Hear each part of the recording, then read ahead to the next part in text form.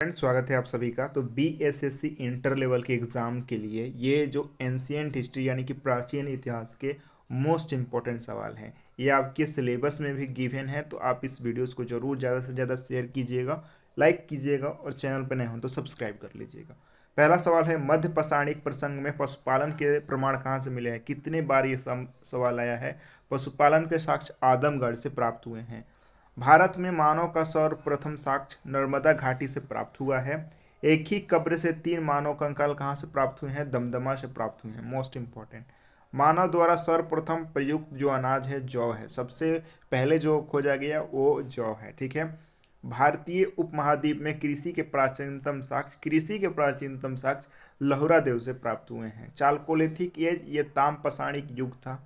भीमबेटका की गुफाएं, यहाँ से जो चित्रकलाएं मिली हैं, भीमबेटका की गुफाएं मध्य प्रदेश में स्थित है। हड़प्पा, ये रवि नदी के किनारे हड़प्पा स्थित है। कालीबंगन घग्गर नदी के किनारे स्थित है। मोहनजोदड़ो सिंधु नदी के किनारे स्थित है।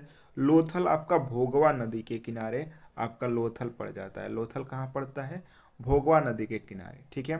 सिंधु सभ्यता, ये आदि ऐतिहासिक युग से संबंधित है। सिंधु सभ्यता। नेक्स्ट है, चांदी की उपलब्धता के प्राचीनतम साक्ष्य हड़प्पा संस्कृति से प्राप्त हुए हैं। कालीबंगा से जूते हुए खेत के प्रमाण मिले हैं। नर्तकी की मूर्ति मोहनजोदड़ो से प्राप्त होते हैं। सिंधु सभ्यता के लोग लोहे से परिचित नहीं थे। ठीक है।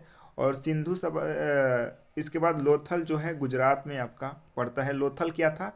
लोथल आपका एक पोर्ट था। पोर्ट यानी कि बंदरगाह था लोथल। ठीक है। सिंधु घाटी सभ्यता में लोथल आपका बंदरगाह था। लोथल हड़प्पा के समय में बंदरगाह था, मैंने बताया। बनावली से हल्के साक्ष्य प्राप्त हुए हैं। तो पूछ देगा कि हल्के साक्ष्य कहाँ से प्राप्त हुए हैं, तो बनावली से। सिंधु घाटी के लोग के पशुपति के पूजा करते थे। सिंधु घाटी के लोग पशुपति के पूजा करते थे। हड़प्पा सभ्यता कांस्य युगीन सभ्यता था। वैदिक काल में अश्कनी जो चिनाब नदी को कहा जाता था।